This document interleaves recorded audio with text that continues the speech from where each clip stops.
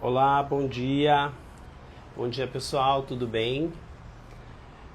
Iniciando essa segunda-feira com essa notícia aí que muita gente não esperava, a expectativa era grande. Hoje, acompanhando algumas falas aí de quem já estava envolvido no projeto, né? As pessoas se posicionaram dizendo que já imaginava que isso fosse acontecer, por conta dos bastidores mesmo, né? O projeto de lei que classifica o diabetes tipo 1 para efeitos legais como deficiência no Brasil foi vetado totalmente pelo presidente da República, né, pelo governo, porque também foi analisado pelos ministérios. Eu vou ler para vocês o que ele disse, né, no despacho em relação a esse projeto de lei, mas também tenho aqui o posicionamento do Alessandro Vieira, que publicou nas suas redes sociais o seguinte: o Alessandro Vieira foi um dos relatores aí do projeto no Senado. O presidente Lula vetou o projeto aprovado pelo Congresso que equipara pessoas com diabetes tipo 1 a PCD. É lamentável que o governo escolha fazer economia burra às custas de quem mais precisa. Vamos agora trabalhar para derrubar o veto, pois é um projeto justo e necessário. Isso, abre aspas, né, e fecha aspas, segundo o Alessandro Vieira. Agora vamos lá então à informação oficial do Diário Oficial da União, né? Desta segunda-feira, dia 10, na verdade a decisão foi tomada, mensagem número 46 do dia 10 de janeiro de 2025. Que dia é hoje mesmo? Dia 3, então já foi tomada há alguns dias, na sexta-feira, né? Comunico a Vossa Excelência que nós, que nos termos previstos do primeiro artigo 66 da Constituição, decidi vetar integralmente, por inconstitucionalidade e por contrariar o interesse público, o projeto de lei número 2687 de 2022, que classifica o diabetes tipo 1 como deficiência para todos os efeitos legais. Aí agora vem a justificativa, tá? Ouvidos os Ministérios da Fazenda, o Ministério do Planejamento e Orçamento, o Ministério da Gestão e da Inovação em Serviços Públicos, o Ministério dos Direitos Humanos e da Cidadania, o Ministério da Saúde e a Advocacia Geral da União manifestaram pelo veto ao projeto de lei que segue pelas seguintes razões. Agora ele coloca, abre aspas, em que pese a boa intenção do legislador, a proposição legislativa viola o artigo 5º, 3º da Constituição por contrariar a Convenção Internacional sobre os Direitos das Pessoas com Deficiência. Possui status de emenda constitucional e reconhece que a deficiência resulta na intenção entre a pessoa e as barreiras sociais e não de uma condição médica específica. A proposição legislativa também incorre em vício da inconstitucionalidade ao violar o artigo 167 da Constituição, o artigo 113 do Ato da Disposição Constitucional Transitória, os quais exigem, na hipótese de criação ou alteração de despesa obrigatória, a previsão da fonte orçamentária e financeira necessária à realização da despesa ou previsão correspondente à transferência de recursos financeiros necessários ao seu custeio. Né? Aí depois, vamos lá, custeio. Ademais, a violação ao princípio de precedência da fonte de custeio, previsto no artigo 195, 5º da Constituição, que exige a existência de fonte de custeio para a criação, majoração e extensão do benefício ou serviço da Seguridade Social. É pequenininho, tá? Eu sou meio cego aqui para ler. Adicionalmente, a proposição contraria o interesse público ao classificar o diabetes tipo 1 como deficiência sem considerar a avaliação biopsicossocial que percebe os impedimentos da pessoa em interação com o meio, em conflito com a Convenção Internacional supracitada, ali, que é a convenção da pessoa com deficiência. Além disso, a proposição resultaria em um aumento de despesa obrigatória de caráter contínuo, sem que tenha sido apresentado estimativa de impacto orçamentário e indicada fonte de custeio ou medida de compensação e descumprimento aos requisitos da legislação fiscal.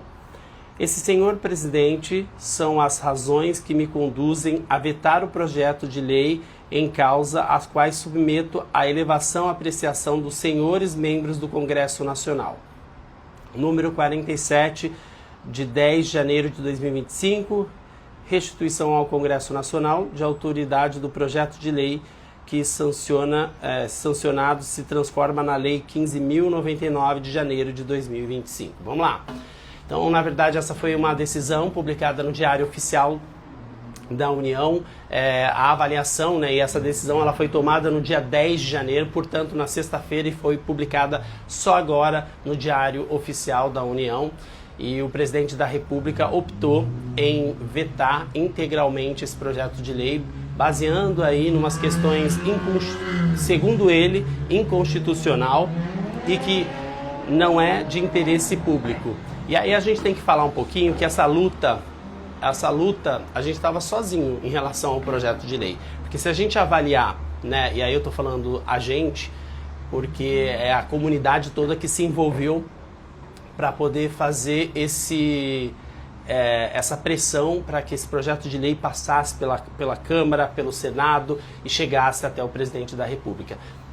Isso começou lá em 2022, foram quase 2 anos e um pouco mais de um mês de processo rodando sobre o projeto de lei, e aí vem essa decisão que na verdade decepciona a grande maioria, né? E é por isso que é tão importante a gente passar a informação e mostrar todas as etapas, né? Mostrar todas as etapas que não dá pra gente omitir, porque a gente cria uma expectativa muito grande e aí depois pode vir a frustração. O projeto de lei, ele pode ser vetado, ele pode ser sancionado. Não significa que chegou ao fim, né? Mas é uma decisão muito importante, que agora volta pro legislativo e eles podem derrubar agora os senadores e também os deputados. É triste porque é uma luta, existia uma expectativa, é um cansaço físico. Para quem está acompanhando isso também de perto e lutando, sem dúvida nenhuma é algo que deve cansar muito, mas faz parte do processo democrático, infelizmente, né? Ou felizmente, né? Faz parte do projeto democrático da gente lutar. E a gente tem que lembrar que até as entidades que falam sobre deficiência física, elas eram contra esse projeto de lei, né? A gente viu os posicionamentos durante as comissões, posicionamentos firmes, tanto do Ministério, claro, fazendo toda uma confusão do que era diabetes tipo 1 com o diabetes tipo 2, mas a gente sempre esteve sozinho nessa luta, né? E eu acho que a gente não pode parar por aqui. Acho que lutar não só por esse projeto, que pode voltar para a Câmara, para o Senado, mas por que seja outros projetos para a gente conseguir tornar isso realidade, baseando no sucesso de outros países também, né, que tiveram essa classificação colocada. Essa coisa do orçamento, a gente já tinha visto que foi apresentado mesmo um orçamento, um impacto orçamentário, mas ali, como a gente adiantou no portal Diabético, não estava descrito o custeio, de onde sairia esse dinheiro, e é algo que eles exigem ali legalmente. Claro que lei tem várias interpretações, eu estou falando aqui com base no que eu vi de vários especialistas na área, né? Essa questão ela não é sentimental, a decisão do presidente, ela é uma decisão racional e que ele tomou de acordo com o que ele foi ouvido, mas o que eu queria dizer para vocês é que a nossa luta precisa continuar, não dá para a gente desanimar por um veto, né? Quem estava envolvido nesse processo já tinha a noção que isso poderia acontecer, porque já estava ouvindo os bastidores, e a gente foi criando essa expectativa até o fim, né? Até o último dia, que era o dia 13, que é hoje, dia 13 de janeiro, que era o prazo para a manifestação. É claro que voltar o Senado e para a Câmara é uma articulação de convencer os deputados e senadores a derrubarem esse veto, que existe essa possibilidade, e talvez fazer algumas adaptações para que ele de fato se torne uma lei no país, né? É importante a gente avaliar o processo não só como algo tão simples assim, né? É claro que a gente tinha essa expectativa, e principalmente para aqueles que mais precisam, porque são esses que dependem de legislação como essa daí que a gente está falando, né?